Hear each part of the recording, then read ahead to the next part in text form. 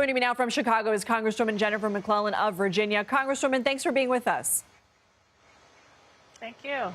This is going to be an important week for Harris to define herself. If you ran into a voter who was still on the fence about who to support, how would you define the vice president?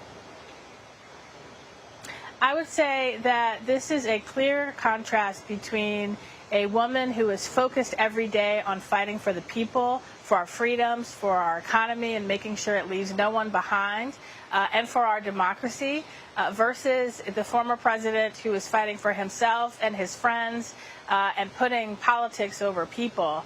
And that is the sum total of what this is about. And I'm choosing freedom and joy over chaos and fear. Congresswoman, you're a member of the Congressional Progressive Caucus. What would you like to hear from Harris when it comes to the Israel-Hamas war as those negotiations reach such a pivotal point this week? And in your view, what does she need to do to demonstrate to win back voters who are dismayed by the current administration's response? Well, she and the current President Biden are working every day on a deal that would lead to a ceasefire and a release of the hostages. They've made that clear. And so I'm looking to hear her reiterate that, and that they are focused on doing that as quickly as possible, but also putting us on a path to long-term peace in the region. Is there anything more you want to hear about humanitarian aid or getting help to people in the Gaza Strip? They are focused on that. They had sent down a supplemental package to make sure that we got not only aid to Palestinians in Gaza, but to Chad and the Sudan and other areas that need humanitarian aid but are not being covered as much by the press. So they have been focused on that, and she will continue to focus on that. Harris is receiving some criticism for her economic proposals unveiled Friday, particularly when it comes to the proposed federal price gouging ban. The Washington Post editorial board published an op-ed saying the Times demands serious economic ideas. Harris supplies gimmicks. Economist Jason Furman, who was in the Obama administration, told the Post, "I think the biggest hope is that it brings a lot of rhetoric and no reality." He worries about how it would affect supply and demand. What are your thoughts on her proposals, and do you share any of those concerns?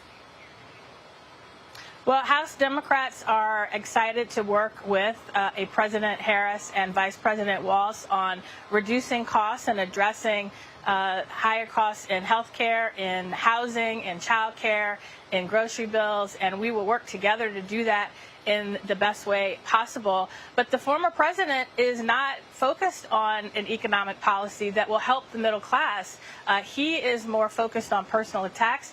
His plan, experts have said, would amount to a tax increase on the middle class. And so I am much more excited about what happens with President Harris. When Democrats are in the White House, the economy does better. And from not only the stock market and jobs, but everyday Americans and their costs go down. When Republicans are in the White House, the opposite happens. And so I'd much rather work with a president focused on building an economy from the middle out that leaves no one behind and reduces costs and addresses their problems than a president who's focused on being a dictator and helping his friends and sowing more chaos and division. Because the economy is so at the forefront of so many voters' minds, do you feel like the policies that Harris unveiled on Friday will do enough to convince them that their wallets would be in better shape under a Harris-Walz administration?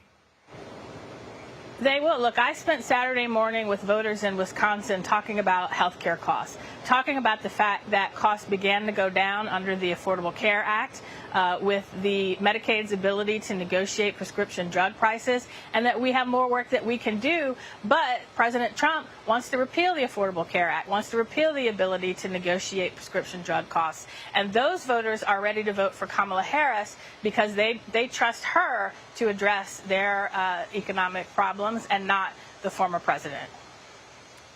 Congresswoman McClellan, thank you so much for taking some time out and speaking with us. Thank you.